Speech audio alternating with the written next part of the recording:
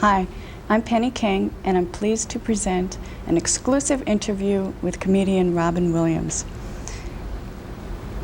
Hello. Hello, how are you? It's nice to be here. Very good.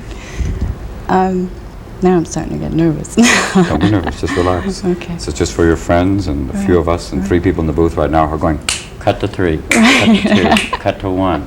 Again, mat him out, okay? Testing, 1, 2, mat the mouse in, mat to the plant, cut to the plant, cut to the leaves, to 3, 1, over. It's all right now. Okay. This interview is going to be published in Magical Blend magazine, whose goal is to positively uplift the thoughts of the human being. Yes. People, basically, what we believe is by selling door to door, consciousness can be raised over a period of time with an installment paid weekly. This can be done. I see you're so scared. Don't relax. Okay, just be here now. If not, get there later. Right. Okay. But anyway, would be really curious if you've had any psychic experiences in your lifetime that are very profound. Profound? Yes, very profound. Let's see. Nope. No? Never? No, I've had not really psychic experience. I mean, there's some amazing dreams we could talk about a human car wash, but no, we can't talk about that here. I would say I've had several experiences of severe deja vu. Yeah. One sitting in front of, I had a dream where I was sitting in a plant with a woman dressed in blue. No, I can't tell you. Nothing that could be classified as, I would say like a vision. But a lot of things where you see things that would be, just in the future that came through very incredibly. I meditate. I sometimes use creative visualization. You must not use it, Mr. Williams, you can't pronounce it. Do you use crystals when you visualize it? I collect these. I have a huge crystal ball that someone gave me after I gave them $2,000. Oh, gee. But I think that has some power to it. A very strange old piece. It has like what they're called fractures within it. And it has amazing. I don't know. It looks incredible from all different angles. It's on a pedestal that rotates. So have you used that in seances or anything? No, or just your meditation, or just for it just sits display? there and holds things down. Yeah. I just bought it because it was beautiful.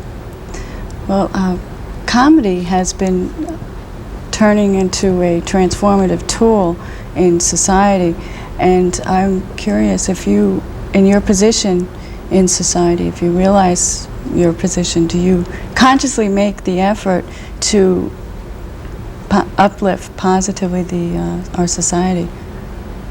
It's just, it's always been the purpose of comedy to make fun of things that people sometimes hold near and dear and sacred, or also to make fun of the pompous. It was even the fool in the Middle Ages, like the king, ha-ha, the king's a queen. That was the way to kind of keep things going, to play. It was always the purpose of the comedian probably for his own survival, because if you were funny enough, you survived, but also it helped to kind of diffuse the situation. There were, I guess, some things I've read about in ancient Roman times, that they would use comedians as almost like a bounce back to kind of keep the king or keep the emperor, at least, not let him tell, wait, shh, no, I'm nervous. So, Penny, where are you from? That the comedian had the purpose of, kind of taking the wind out of the king, to help, so he wouldn't take himself so seriously. That's it. Actually, in some cases, in courts, like in the Middle Ages, they used to have comedians were basically dwarfs or kind of minorly deformed because they thought that's real funny, bring out the hunchback. For me, comedy is, I think you can find it as a tool. It helps. It's therapeutic for me. So much cheaper than having someone go, you thought that about your mother? But I use it as a release. And it can be. You can make fun of things. First, I think you start from yourself, making fun of yourself, and then the world is open to you. You can't be afraid. I think you can use it to, obviously it's political satire is pretty ripe right now. Never elect an actor for president. Mine. It'd be strange to think. I think Nancy's actually dubbing Ron in right now, because if you notice, he doesn't speak while she's drinking water. That's why it's a very strange thing. And that electrical cord, he has one of these that actually come out the bottom of his pants, but like, no one sees. So only a few of us know. What about in the Eastern philosophies? Do you have any comments with comedy as opposed to comic consciousness? Comic consciousness. I believe that by simply, if you wish to hear the sound of one hand clapping, no, I think that comedy is like Zen. People go, well, wow, explain it. If I do, then it will not be funny. You see, that is why comedy is like this. I think when it really works, you don't know why you laugh, but it just happens. And a lot of Zen monks used to be they were like traveling stand-up comedians. They admit it. They used to have this. People go like, "What is the meaning of life?" I'm out of here. So that was the way of saying like, "Hey, what are you worried about? We're all going to the big void. Hey, take a break. Rusty, say, what is a satori? Satori, I ain't even got there yet. Hey, stand back. You're out of your mind. What's a thousand hands clapping? Get it back. Who's a Buddha? Buddha? I don't even know him. He's a Buddha. No, your brother. No, my brother. Buddha. Who's on first? Get out of here." Another guy in the booth going, cut.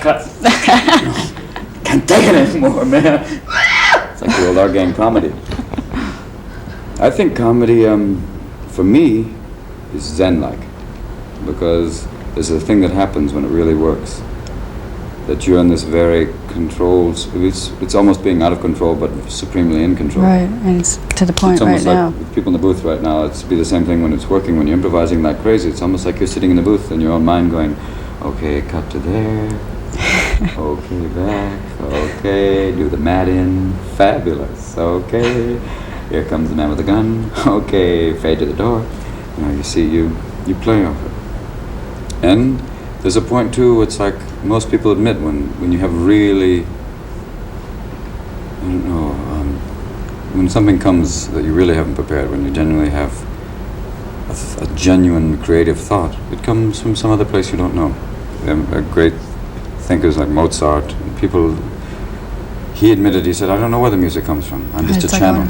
Automatic writing. Yeah, well, it's not even automatic. It's almost like, he says that he was just a channel. Sometimes when it works for me, you just say, it just comes out.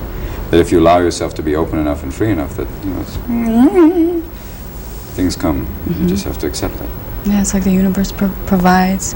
It does. Yeah. And then it also takes away too sometimes. Yeah, that's true. And then your little sphincter goes, tightens up. It's also, I think, comedy is like Zen, because just like the old monks, whenever someone would ask the monks what to define, they'd say, what?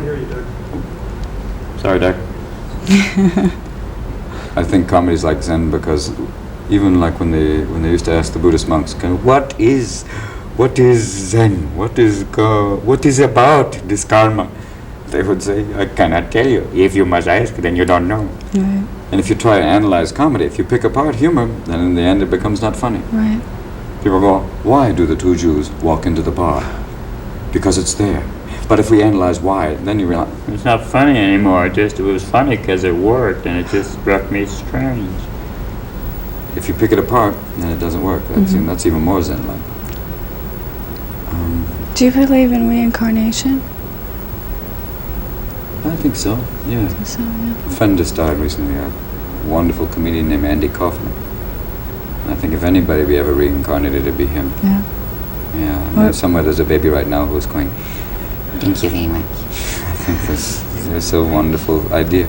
I believe that, someone had a wonderful quote I heard, this is a funeral. They said, whenever someone dies, everyone thinks of it as a boat taking them away, going, and we're the people left on the shore going, goodbye, goodbye. But you have to think that there's someone on another shore going, hello, who's that? Hey, and there's Elvis over there going, it's Andy, come on now. Yeah, you think the positive aspect. Yeah, I think it. I think when my son was born, you can see that little babies, when they're born, are not little babies, they're little old men. Little old men who've just been through a major trauma, so they're like, pardon me, is there a tit nearby? Excuse me, please, don't cut that. Oh, I guess I'll have to live off those two people. Those are my parents. Fabulous. I've got to be a baby. Is that better? So they cry. You look at a child and you see, like, they don't look like babies when they're first born. Theirs are little old men. Yeah. Those are, my baby looked like Gandhi. Who can make the world change? The Gandhi man. They, it's a wonderful, I think a friend also has a theory that the souls are like in this, there's a holding pattern, like Yeah. this at the airport, that, souls wait, and as soon as there's a conception, that it's like, Thank you. Next, we have a Caucasian male. Thank you. down into there.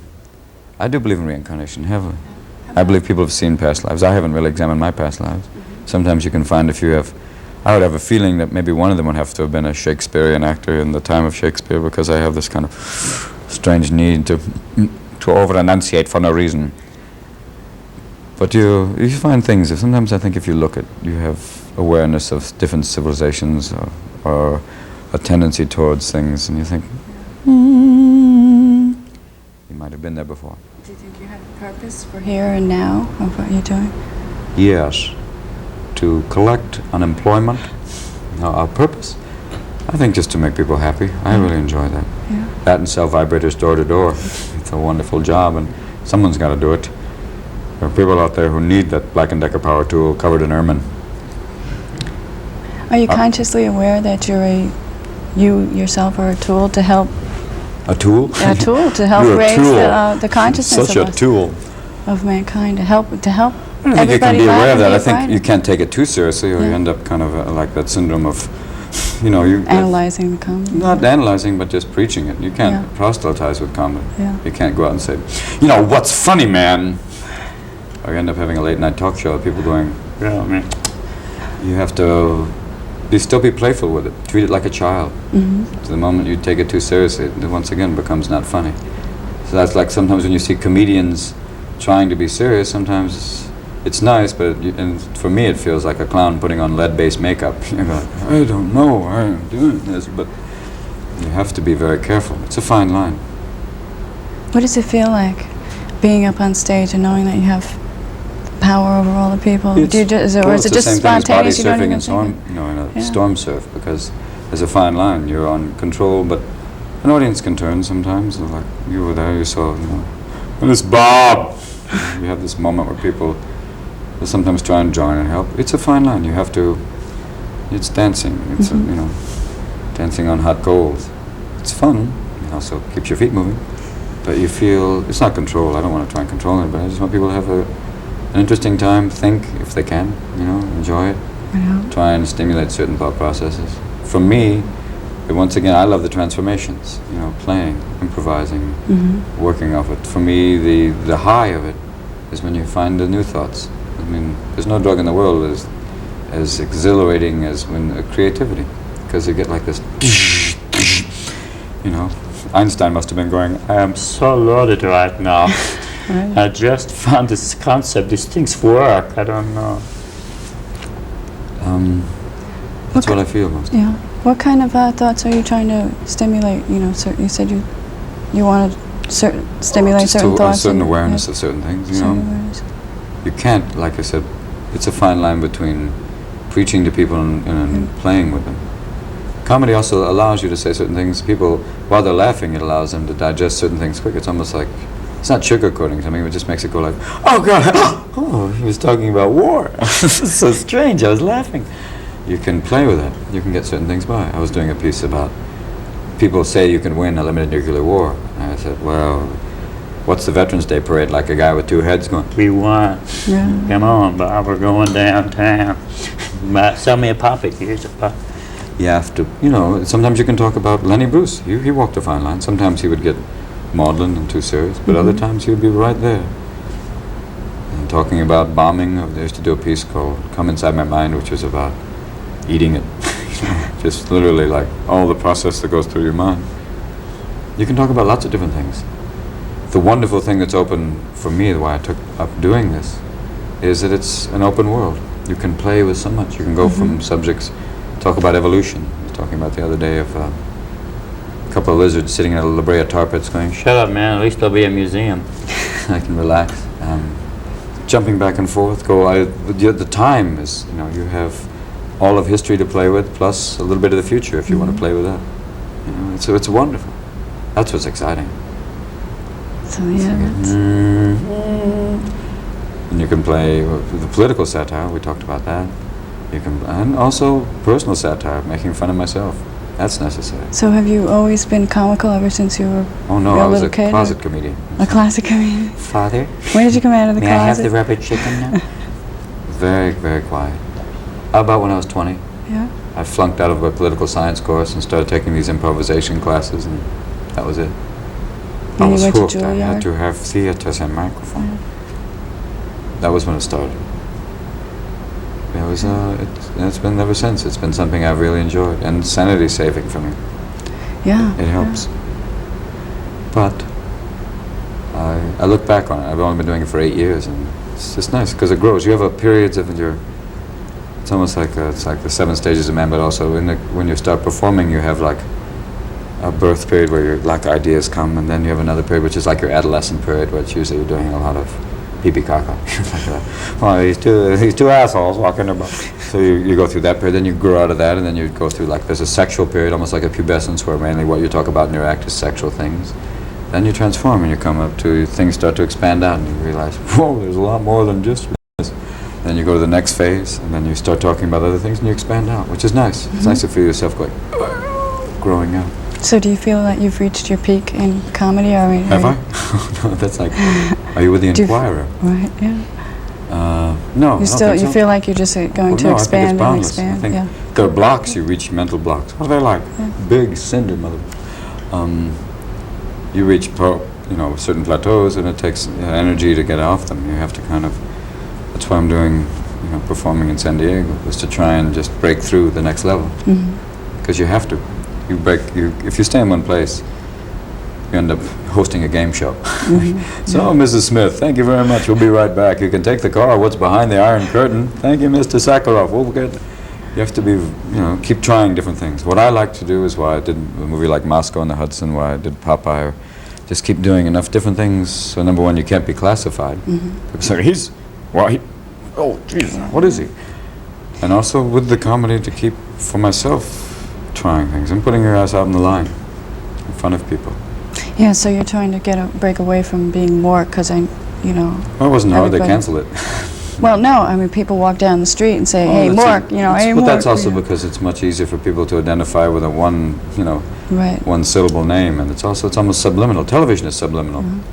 I see that with my child watching TV. It's almost like he sees things, sugar, ding, it's like, Father, do you have that sugar? It's this incredible, it registers, it's in people's homes. People have a different attitude towards seeing you when you're on television than they have if they see you in a film. Because in a film they pay money, they go someplace else. It's kind of like, we're in a theater. But in television it's like, yay, look, see them. You have a different feeling. It's people, it's in their homes. They do everything in front of the TV. The full range, from to, and they treat, if they like the show, or even if they don't, it's still coming into your subconscious. So they just see, I met a I met a very famous concert pianist who I thought is like the Mozart of our age, and I said, excuse me, but I think you're the Mozart of our time. And he went, Mork? I was like, oh. It obviously hit him. If you put a TV on in a room of very, even very, very literate, intelligent people, all of a sudden after about 5 minutes, notice half the people will be going like, is that the Jeffersons? It's like, it has a hypnotic effect. It was fun to do, but I watch it only occasionally. Yeah. With comedy and comedy specials, too, you have to keep quick wit on TV instead of the series. It consumes. Television's a yeah, consuming thing. Yeah. It eats up personalities and material. It demands so much, especially daily television. The people who last, have to maintain a certain because people want more and more and more, and you have to say, no, thank you. Take it very slowly. It's a consuming medium. It demands a lot. So is that why you want to break away into the movies? No, I want to break away in the movies because it pays a lot of money. It's nice. And also films, you can talk about things that television can't even get near. Yeah. Either because they're afraid because of the subject matter, or they're afraid because of... I once had a routine where I talked about ABC network executives dealing with Shakespeare going, Will, you're fabulous. I love this story, Hamlet, but I'm afraid we'll have to lose the ghost, and we'd like to rename the story Chucky, a Disturbed Boy. Instead of To Be or Not to Be. Bob, you have the edit? Fabulous, love you. Instead of To Be or Not to Be, how about we'll try, we'll see. It's a little more positive. There's kind of something there. I love you, sweetheart. Love that whole thing. The Othello, it can't be black. Can he be Puerto Rican? I think so. And then it's just Desdemona. I don't know. We'll have a whole thing. Anson Williams. Do you like that? No, I don't know. You have to, with television, they have to compromise so much because the word medium really applies for at least public television, for like free TV. And even people think like, well, cable. No, cable, they have just as many restrictions and just as many things confining them too. Even though they say, we can say words like fucking shit, well, that doesn't really make it as experimental as, it's supposed to be. There's certain public access stations that try things.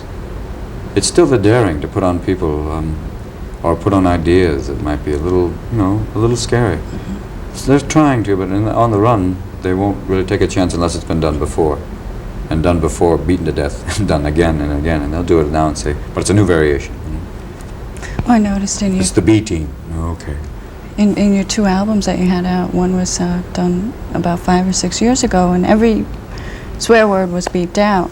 And They your do later that for the one, radio. They do that. and your later one wasn't No, censored at all. they beep that for certain radio stations or for children. Mm-hmm. That's also part of, like I talked about before, you go through a transformation, kind of, you realize, sometimes fuck is the only word to say because there are certain situations that, fuck it, But then you also realize there's other situations you can go out and just force yourself to go beyond them. The English language is a beautiful language. I learned that after studying Russian, which is a very beautiful language too. That the language is powerful. It's like a tool, a weapon, It can be, you can play with it, transform it. How do the Russians conceive comedy? Oh, for the Russians, comedy is incredible. The Russians themselves have an incredible sense of humor. It's almost like in the Russian dictionary, under irony, it says, see irony. That's how we mess you up, the American. They have, the Russians' type of sense of humor, as a friend, I was talking to a Russian friend, and he said, wouldn't it have been great if they could have combined Andropov's funeral and the Winter Olympics, carry the casket to the downhill bobsled run. Like, people said, that's Russian. They have, their jokes basically also help them survive, because of when, in Russia, that's not like we people have the image of it being oppressive. It's oppressive in a bureaucratic way, not like in the days of Stalin where they used to take people away and kill them. In Russia now, they just make it just bureaucracy. It's just stultifying bureaucracy, where they have people and also they take people away, but they don't put them in like prison camps anymore. They take them to mental hospitals and severely medicate them, brainwash, and either so severely medicate them that they come out basically like zombies. Or with someone like Sakharov, they just isolate him to the point where he has no contact with anybody. So, but once again, back to the sense of humor. Russians use humor to at least make fun of the system enough for their own minds that, like, well, at least they had this standard running joke that Brezhnev had this horrible nightmare. He woke up in the middle of the night going, "Is that it again?" His wife said, "What is it, darling? What is it?" "I had this horrible dream. The Red Square was full of millions of Chinese with signs in Yiddish saying, 'Let my people go.'" They play with it. They need that, because without the humor, they have that joke, knock, knock, who's there? KGB. KGB who? We ask the questions. When you have men in black suits that can follow you or come into your house, do anything at all times, you make fun of them. They have their Polish jokes are KGB jokes. How many KGBs that take the screw in a light bulb? One, if the light bulb is willing to transmit.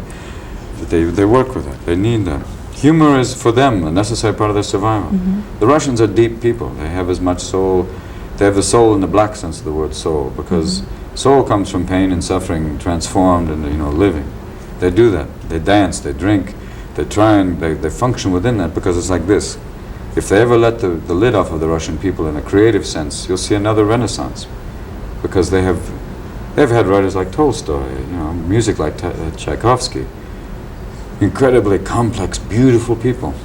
And they're just waiting to be opened up again, because they're like sitting like this going, "Whoa, Jesus."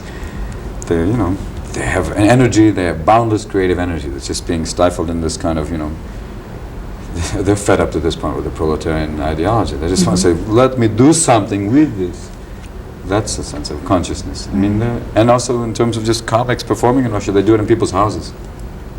They perform, door to door. It's like, knock, knock, it's me, I have a Segway. Come inside. Are there any other forms of comedy around the world that you've noticed? I've watched, Russians you'll see different things. It's you see them in San Diego sometimes. You see, Spanish game shows, Spanish comedy shows. It's great. I mean, some people say, "Whoa, look at that crazy guy." It's still a release for them. I watch them and they're great. It's some people see it's like some of the shows look like our old comic shows from the 60s or whatever. They're like laughing, they're getting but it's just transformation. They're trying different things, playing. I've seen Chinese, I saw a Japanese comedian on the air in San Francisco. And it was great. It seemed to be working. He was having a wonderful time. You know? He's actually probably looking for something made in America. They have nothing made here. That's what pissed me off. But I say it's nice. It's a necessary thing. The French have a different sense of humor. The Germans have a kind of a sense of humor. They have, you know, they're a funny group of people. Knock, knock. Who's there? Panzer. Too late. Yeah, comedy's been with us since the Stone Age times. I think so. I think the first comedy was somebody running in with his hair on fire going, ha! Ha! You crazy guy, come over here. And you know, how many Neolithics does it take to light a fire? Sometimes comedy's cruel, you know. It can be like it's Nefertiti saying, not tonight, it's my pyramid. I don't know. It's a transformation. It's been around for a long time. Oh, yeah, Comedy can be positive and negative. I mean, comedy can be used as a horrible, it can be mocking and cruel. That's the danger. I don't want to ever be that. I don't like being... It's a fine line. Yeah, well, you come off with such a pure and... pure comedy, you know. You're not malicious to the people or anything, you know. Because it comes back. I mean, maybe I'm doing it for my own self-preservation. Well, you always have a positive attitude towards the people. And, I think in general most people have a, you know, I feel Darwin was right. I think we're trying to evolve. Sometimes I see a few people that piss me off and I think, yeah, maybe he was wrong. I don't know. But I think there's a positive energy for the whole society. I think that things, eventually my son will be calling, Dad? What? Who? Zark? Yeah, Pop, I'm on Alpha Centauri. And why don't you meet my wife? Yeah, fuck it. Is that the one with the gills? Yeah, Dad. You know, it'll be interesting. I think it's... My father's seen transformations. He grew up, he was born 1908. So, no, God, he was born before that, 1903.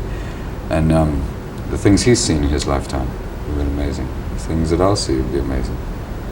It'll be wonderful. I mean, I just don't want the one major fear right now that I acknowledge, and in the back of everyone's mind is, you know, will there be the big one? You know, that's a fear.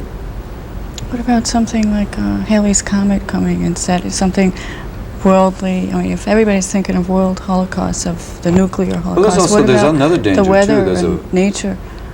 You know, the planet itself. I think every time there's an earthquake, I think it's just nature going, get the condominiums off my back. You know? You can't keep cutting in my body.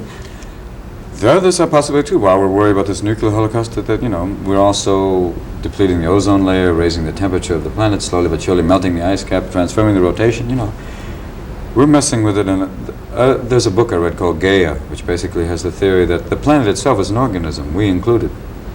That it's a self-maintaining organism that regulates its own temperature, that it has a certain balance, that has, you know, the oceans and everything are like the, you know, the circulatory system that has that. But we're messing with it. That if you treat that the planet is an organism, then man must be the cancer, because it's like moving out and, you know, messing it up.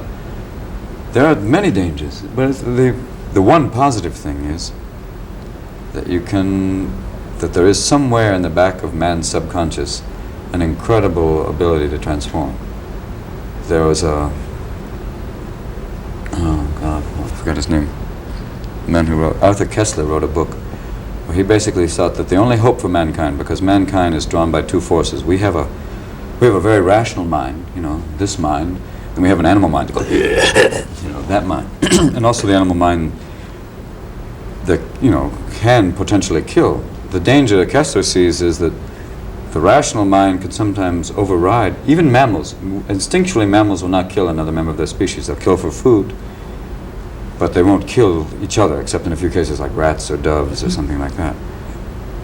Or when it's, you know, society. Another danger, horrible danger, is when a population goes to a certain point. In most animal societies, something clicks. Like lemmings, to the sea, we'll just vacation. You know, there's something that clicks over. Back to Kessler, though, he was saying that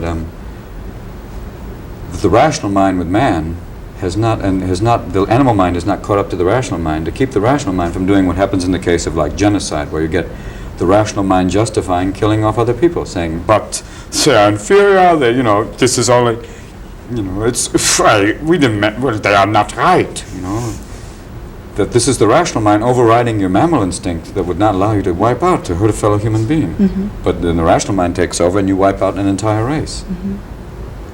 This is what he says, that somehow, either through some hallucinogenic or whatever, he was actually advocating the use of some drug that would connect the mammal mind and the rational mind, so that maybe we can grow up and meet ourselves somewhere in between, so that we could have the connection again. Because we've evolved one mind quicker than the other, and the other one's like going, wait, I want to be with you. No, wait, we'll be back. God help you. Stay right there while we destroy the world, then we'll meet. It's a dangerous time. I do believe there's potential. I believe some of the ways to prevent it are information, which is by computers helps somewhat just by, but even then, information can be used in another way too. It can have information about you. It's like big grandfather is watching.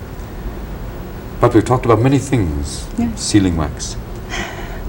I have hope, but I also have incredible fears right now. Yeah. Someone once said, in terms of nuclear war, that there was a Pentagon official, and he said the only hope for us all, because he said the people in control, the actual like generals and people who could potentially push the button, a lot of them have never seen the death of a person, or never, in combat or whatever.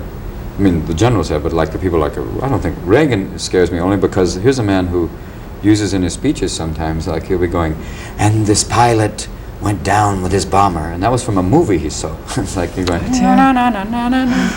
It scares you, Jack, when this man's like going, I'm there, set him up, I'm the Duke. Whoa.